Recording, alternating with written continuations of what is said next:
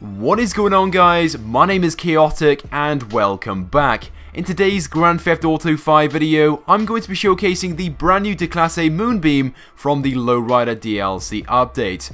Now, so far what I've seen of the Lowrider DLC update, I have to say it is pretty awesome. There are some really cool new features and items in the game which I know you guys are going to enjoy having some fun with over the next couple of days or so. Anyway, so as for the Moonbeam itself, now as I'm sure you guys know, this vehicle was in Grand Theft Auto 4, but it's now been added into Grand Theft Auto 5 in the latest update. And you can purchase this vehicle from Benny's Original Motorworks for $32,500, which if you ask me is a very reasonable and cheap price, especially after seeing some of Rockstar's latest prices on some of the previous updates. Now, although the vehicle appears to be cheap to purchase at first, you'll find it's very expensive to customize down at Benny's Original Motorworks. You can easily spend in excess of $1 million upgrading the Moonbeam, but even for that price, you still won't fully upgrade the vehicle. I think I spent slightly over $1 million, and I still had loads of customizations to go before it was fully upgraded. But anyway, if you want to unlock all the customizations for this vehicle, you first will have to upgrade it, and it will cost you $350,000 to do so. Now this, if you ask me, is a stupid amount of money to spend, especially when this vehicle is just a van, but then again there are some really cool customizations available for this. So starting off with the chassis itself, as you guys can see there's the option of fitting a side panel at the rear, which I did so. You've got 4 different engine types, and I fitted the chrome engine cover.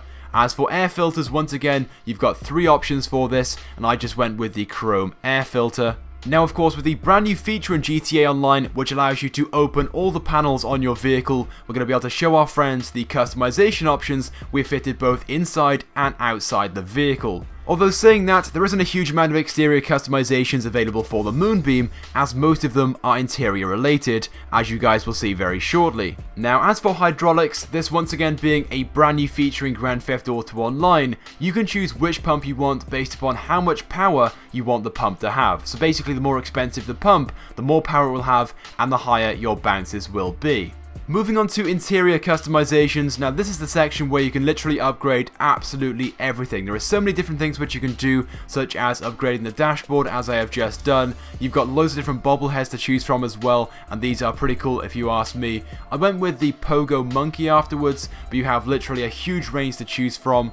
But anyway, very quickly going through some of the other customization options in the interior, you've got the option of changing your dial design, so you can basically change what your speedo and your rev counter looks like. You can also change the number of speakers which you also have in your doors, which I did so. For this vehicle you have the option of fitting leather seats, which once again I also did. As for steering wheels, initially I did like the chain, but afterwards I decided I wanted a steering wheel that matched the rest of the interior, so I went with the Toad. Now you've also got the option of fitting a column shift lever, and after seeing the Illuminati triangle, I knew that was the one that it was going to be. And finally, as for plaques, again you've got loads of different options in this one, and you have the option of just fitting a standard plaque, or you can have a neon version of it, where it's nice and bright and you can see it both in the day and night time. So I went ahead and fitted the Benny's Original Motorworks plaque. Moving on to liveries, and once again there are quite a few cool options under this one, but I selected the pure graphics towards the bottom, which you may recall seeing both on the newswire and in the Lowrider DLC trailer the other day. If you ask me, this one is the best one, and it does look pretty cool. Anyway, so moving on to plates, and once again, you may recall seeing this in the DLC trailer, as you now have the option of changing your plate holder, so basically the border around the number plate itself, and again there are loads of cool options for this one, but I selected the low and slow plate.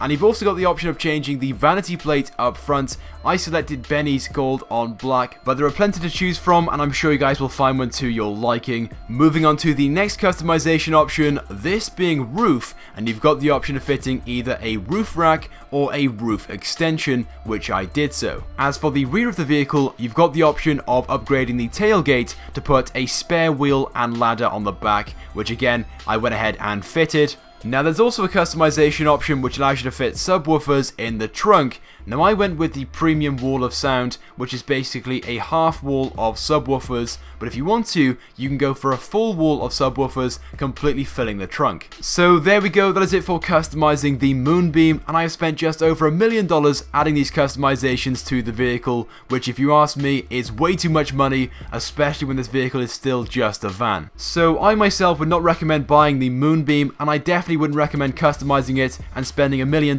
like I did unless you really want to get this vehicle for yourself.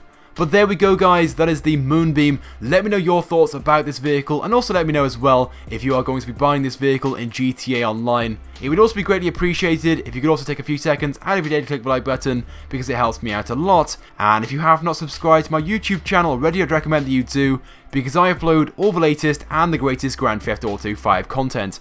So once again, thank you guys for watching, and I will see you guys next time.